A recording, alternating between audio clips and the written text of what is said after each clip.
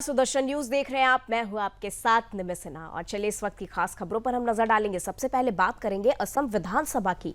असम विधानसभा में मुस्लिम विधायकों को नमाज अदा करने के लिए दिए जाने वाले 2 घंटे के ब्रेक को अब बंद कर दिया गया है। इस बात की जानकारी मुख्यमंत्री हेमंत बिस्वा शर्मा ने दी। वहीं फैसले को लेकर राज्य के संसदीय कार्य मंत्री ने कहा कि ये नियम अगले सत्र से लागू किया जाएगा। वहीं एक्स पर एक पोस्ट में हेमंत बिस्वा शर्मा ने कहा कि 2 घंटे के जुम्मा ब्रेक को खत्म करके असम विधानसभा ने प्रोडक्टिविटी को प्राथमिकता दी है और औपनिवेशिक समय के एक और निशान को हटा दिया है।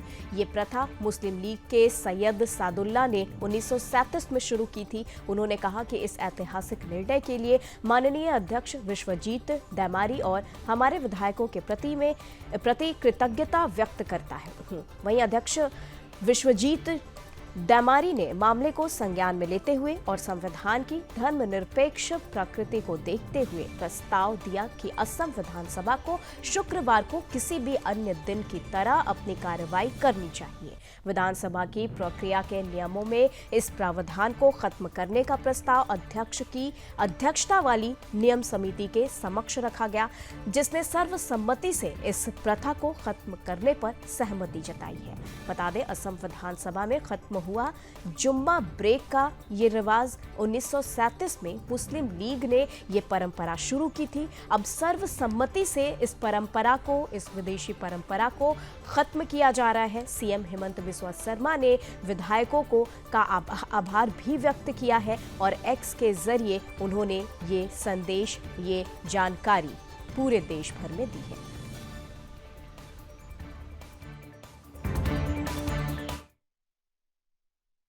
देखिए, हमारे विधानसभा का हिंदू मुसलमान सारे एमएलएज ने रूल कमेटी में बैठा और ये अनएनिमियसली रिजॉल्व किया कि हम लोगों का जो 2 घंटा का छुट्टी है वो हमें नहीं चाहिए, हम ये 2 घंटा भी काम करूँगा। ये जो प्रैक्टिस थे ये 1937 में शुरू हुए थे। कल से ये प्रैक्टिस को बंद कर दिया गया है। देखिए, ये तो जो डिसीजन हुआ उस डिसीजन में वो खास वर्ग का विधायक लोग भी थे।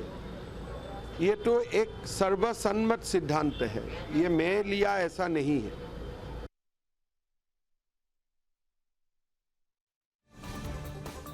सभा में तो चलिए इसी के साथ खबरों में आगे बढ़ेंगे। खबर बिहार से आ रही है, जहां तेजस्वी यादव का एक बड़ा बयान सामने आया है, जिसमें वो कह रहे हैं कि मेरे रहते कोई मुसलमानों का बाल बांका नहीं कर सकता।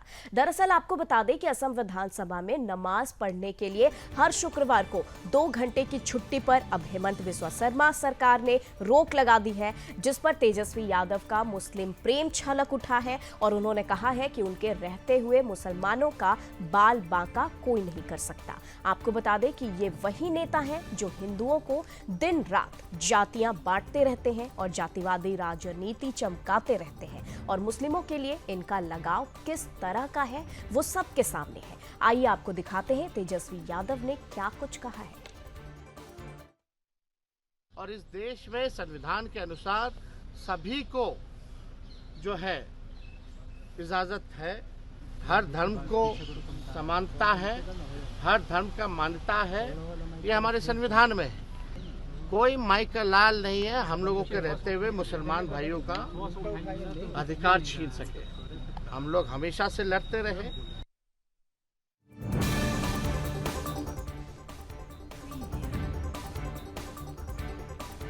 तो आपको बता दें कि पटना बिहार से ये खबर, जहां मुस्लिम के प्रति तेजस्वी यादव का प्रेम जो है वो छलकता दिख रहा है, जो कि जातिवाद राजनीति करते नजर आते हैं हर वक्त। अब वो मुस्लिम के हक के लिए असम विधानसभा में ये जो नमाज का जो ब्रेक है उस पर जो नियम अब बदली गई है उसको लेकर इनका मुसलमान प्रेम जो है वो छलक उठा है और उस पर इन्होंने बयान दिया है। बाकायदे आपको बता दें, इन्होंने बयान देते हुए तेजस्वी यादव आरजेडी नेता, उन्होंने विधानसभा में नमाज पर रोक लगाने को लेकर उन्होंने कहा है कि उनके रहते हुए कोई भी मुसलमानों का बाल बांका नहीं कर सकता है। हिंदुओं को जातियों में बांटने वाले मुस्लिमों के हितैषी हैं ये। आप देखिए तेजस्वी यादव का ये बयान जो है वो सामने आया।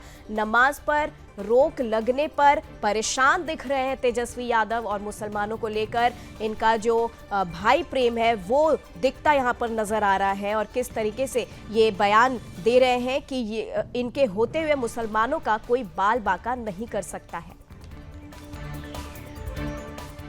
तो चलिए इसी के साथ खबरों में आगे बढ़ेंगे और बता दें कि आज पीएम नरेंद्र मोदी 3 वंदे भारत ट्रेनों को हरी झंडी दिखाएंगे।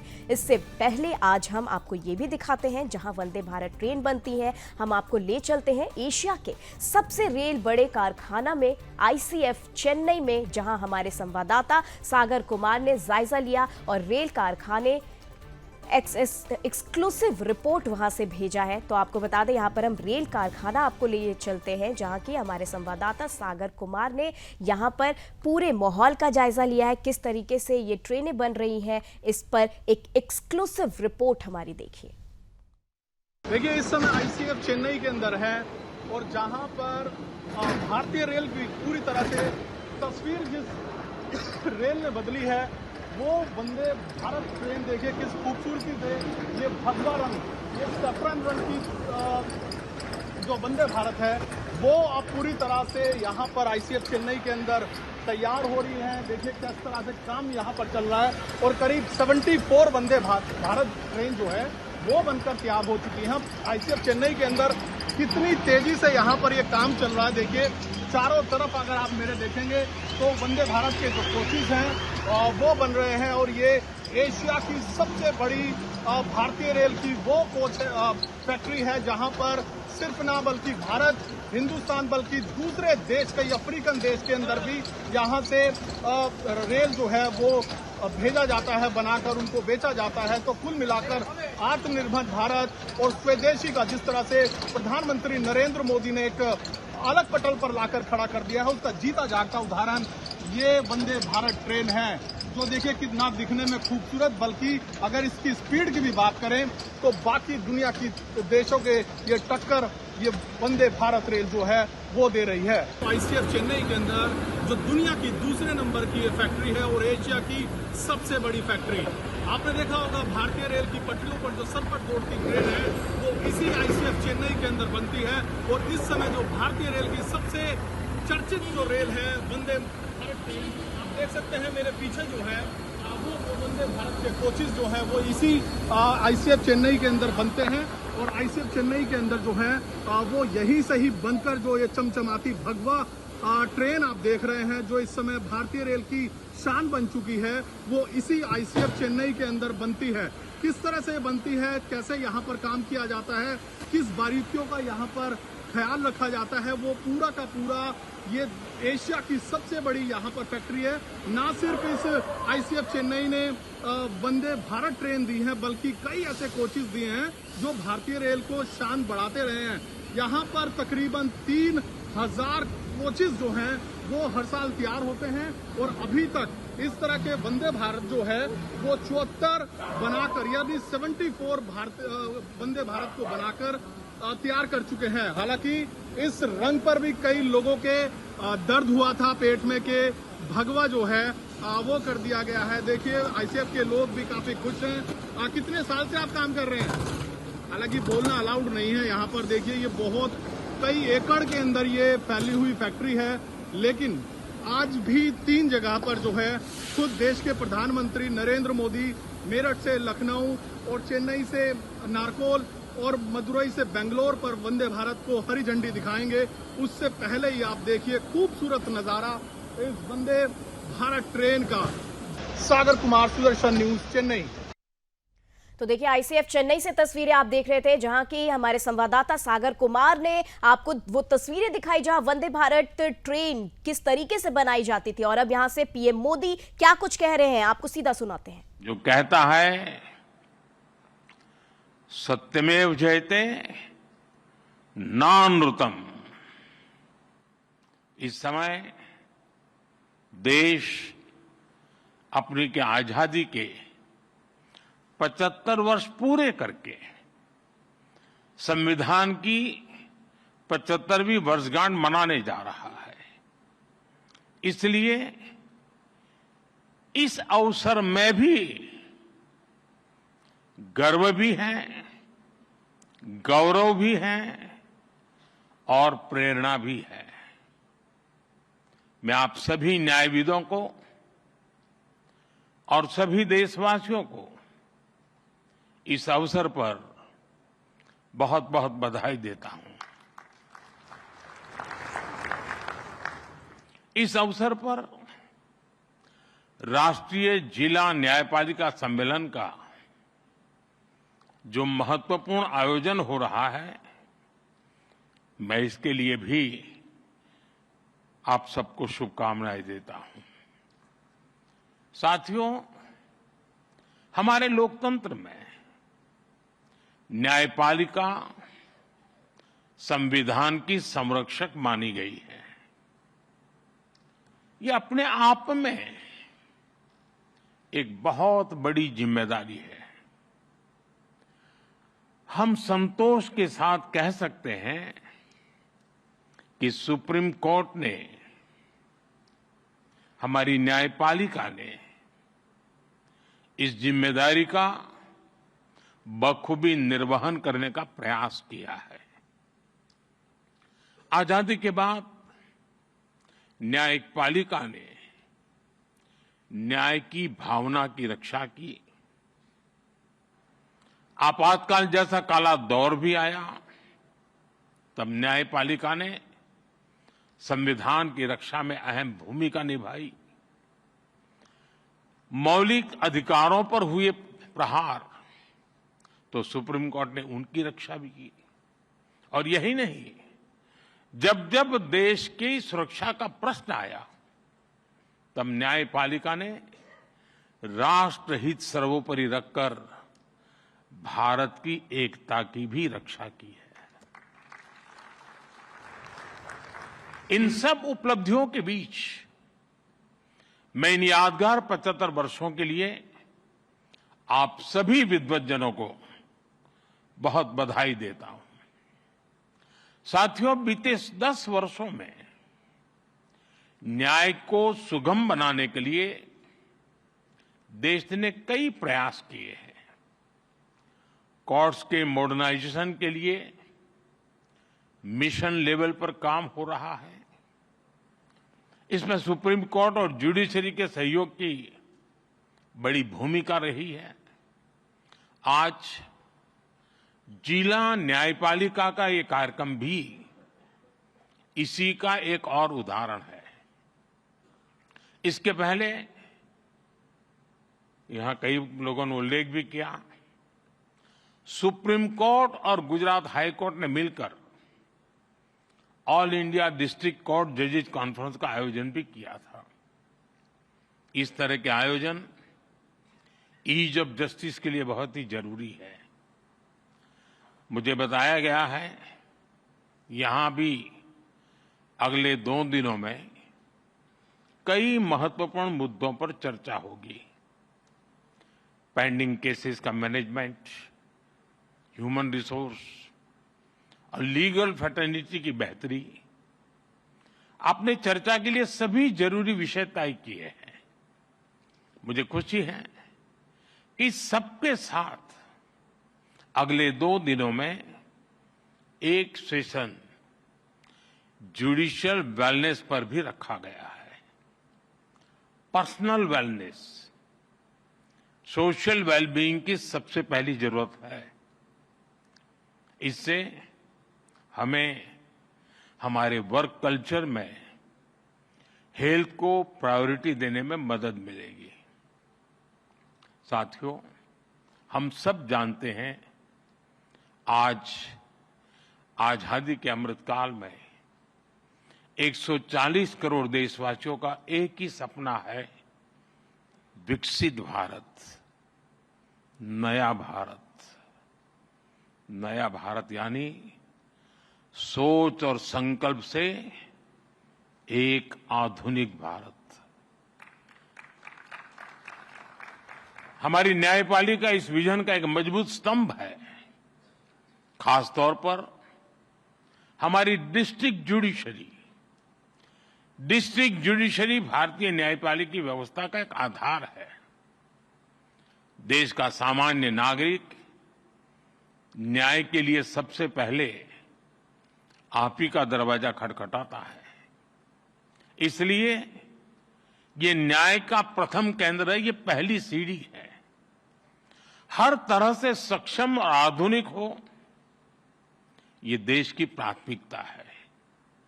मुझे विश्वास है ये राष्ट्रीय सम्मेलन, इसमें हुए विमर्श देश की अपेक्षाओं को पूरा करने में मदद करेंगे।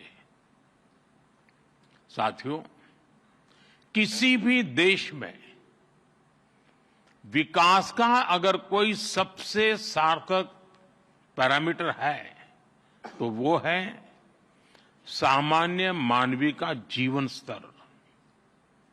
सामान्य मानवीय का जीवन स्तर उसकी ईज ऑफ लिविंग से तय होता है और सरल सुगम न्याय ये ईज ऑफ लिविंग की अनिवार्य शर्त है। ये तभी संभव होगा जब हमारी डिस्ट्रिक्ट कोर्ट्स आधुनिक इंफ्रास्ट्रक्चर और टेक्नोलॉजी से लैस होगी। हम सब जानते हैं कि आज डिस्ट्रिक्ट कोर्ट्स में करीब 4.5 करोड़ केसेस पेंडिंग है। न्याय में इस देरी को खत्म करने के लिए बीते एक दशक में कई स्तर पर काम हुआ है। पिछले 10 वर्षों में देश ने जुडिशियल इंफ्रास्ट्रक्चर के विकास के लिए लगभग 8,000 करोड़ रुपए खर्च किए हैं। आपको एक और तथ्य जानकर खुशी होगी, पिछले 25 साल में जितनी राशि जुडिशियल इंफ्रास्ट्रक्चर पर खर्च की गई, उसका 75% पिछले 10 वर्षों में ही हुआ है। इन्हीं 10 वर्षों में डिस्ट्रिक्ट जुडिशरी के लिए 7,500 से ज्यादा कोर्ट हॉल। खबरों में हम आगे बढ़ेंगे और आपको बता दें कि मॉनसून सत्र के चौथे दिन सदन में विधानसभा अध्यक्ष के 6 विधायकों के सिर कलम करने और 3 का सिर आरे के नीचे होने के बयान पर बीजेपी विधायक इंद्रदत्त लखनपाल ने सदन में पॉइंट ऑफ ऑर्डर के तहत ये मुद्दा उठाया और अध्यक्ष से इस बयान पर खेद प्रकट करने की मांग की है, जिसे अध्यक्ष ने खारिज करते हुए कहा कि मैंने सदन में ऐसा कोई बयान नहीं दिया है जिसके लिए खेद प्रकट करें, जिस पर सदन में विपक्ष ने नारेबाजी की और सदन से वॉकआउट भी कर गए।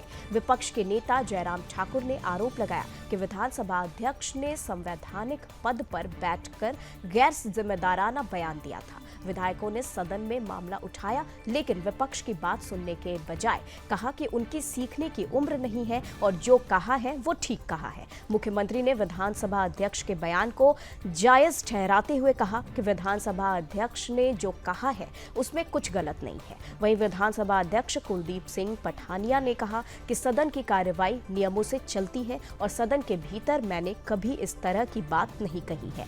उधर विधानसभा अध्यक्ष ने कहा कि मेरे निर्णयों को हाईकोर्ट और सुप्रीम कोर्ट ने भी अपनी मुहर लगाई है। उन्होंने ये भी कहा कि मुझसे प्रश्न नहीं किया तो नेता विपक्ष जयराम ठाकुर प्रश्न उठाने वाले कौन होते हैं। विपक्ष ड्रामा कर रहा है। अब उन्होंने कहा कि 6 जो विधायक है, 6 जो पूर्व विधायक है, सदन के अंदर नहीं बोला, वो उनकी अधिकार क्षेत्र में था कि उनको हमने 6 जो विधायक है, ये एक राजनीतिक युद्ध पृष्ठभूमि की भाषा होती है, अरबी में बोलते कि हमने उनको 6 को जो कानून के दायरे में आते थे उनके सर को हमने कलम कर दिया। क्या गलत बोला इसमें? कोई गलती है इसमें? भाई हुआ नहीं है। जो अपना ईमान बेच सकते हैं, अगर उनके खिलाफ कानून के नियमों के अनुसार कार्रवाई होती है तो उसमें गलत क्या है? और क्यों वो नारे लगा रहे हैं? वो इसलिए नारे लगा रहे हैं कि 6 को हमने खरीदा, हमारी सरकार फिर भी ना बन पाई और कांग्रेस पार्टी फिर 34 से 40 होगी। और जो इस प्रकार की वारदात करने वाले लोग थे वो नारे लगा रहे हैं। का व्यवहार सरकार का और उसी के अनुरूप व्यवहार विधानसभा के अध्यक्ष का जो चल रहा है उसकी हम कड़ी निंदा करते हैं। और जब सदन के अंदर कोई भी प्रस्ताव पार्लियामेंट्री अफेयर मिनिस्टर की ओर से लाया जाता है, जैसे निंदा प्रस्ताव उनने लाया, और उसमें विपक्ष ने समर्थन देना नहीं देना, लेकिन उसको अपना पक्ष बात रखने का अधिकार होता है। लेकिन जैसे हमने कोशिश की कि हमें मौका दिया जाए, बोलने का अवसर नहीं दिया, और पार्लियामेंट्री अफेयर मिनिस्टर ने हट फिर करके वही बातें कहने की कोशिश की कि यहाँ सरकार गिराने की कोशिश की। ऐसा है कि सदन के अंदर जो होता है वो अंदर है, सदन के रिकॉर्ड पर आ चुका है, और मीडिया के लोग जो अंदर थे उनको इस बात की जानकारी है। तो सदन के अंदर जो हुआ वो हो गया, और जो हुआ नियमों के अनुरूप हुआ, व्यवस्थाओं के अनुरूप हुआ, जो अधिकार क्षेत्र स्पीकर का है उसके मुताबिक हुआ।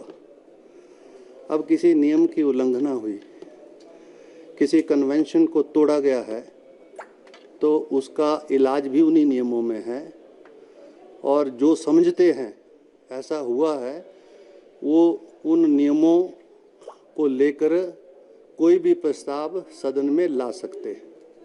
ऐसा है कि सदन के अंदर। तो चलिए फिलहाल के लिए खबरों में बस इतना ही। देश दुनिया की तमाम खबरों के लिए आप देखते रहे सुदर्शन न्यूज। जय हिंद।